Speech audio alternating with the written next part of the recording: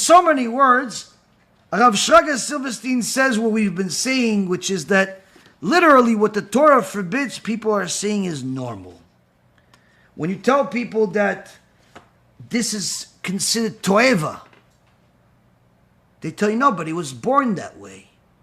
And they even find some clown rabbis to support them, whether it's the Mervis guy from England, or his boyfriend Dwick, or some other criminal that lives here in America or other countries that are in so many words saying that, yeah, God apparently made mistakes with people because they were born this way and we need to accept them as that way, and this is that way, and they're still considered orthodox this way.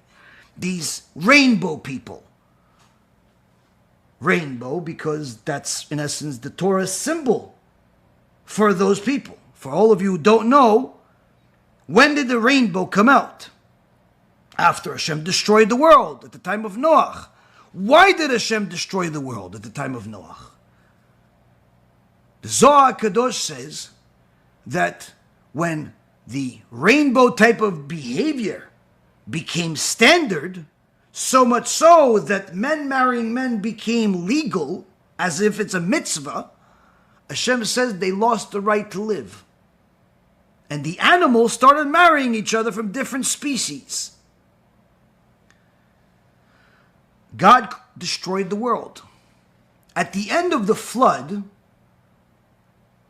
God brought the rainbow as the sign of the covenant that he won't flood the world anymore.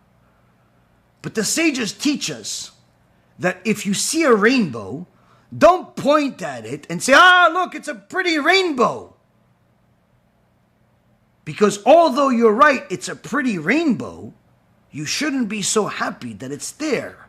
Because that rainbow is a sign that if it wasn't for the covenant that God signed with Noach, right now, as you're seeing the rainbow, the world would be destroyed for the very same reason of why he destroyed it back then. Hence the reason why rainbow is their symbol and why rainbow should be their name. And it's not a coincidence that they chose it as their flag, as God is the one that runs the world. Now, they're going to tell you, and surely their rabbis are going to tell you, and their leaders are going to tell you.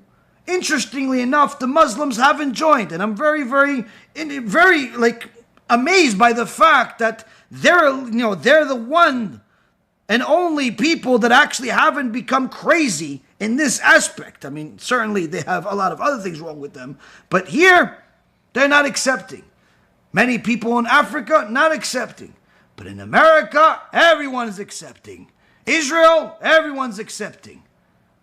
Unless you're really, really glued to Hashem and not make pretend.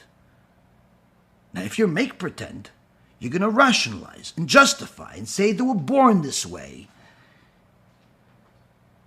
The use of pronouns is no longer a standard among speakers in the world. In fact, if you use pronouns, you're frowned upon and even insulted. And how could you even use pronouns like he or she or simply things that we've learned our whole lives?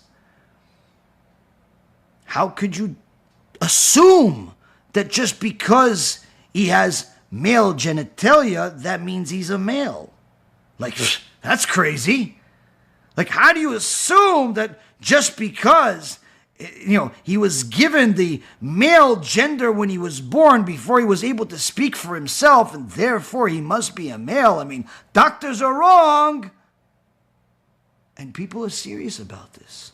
And they're feeding their kids these hormones because apparently they're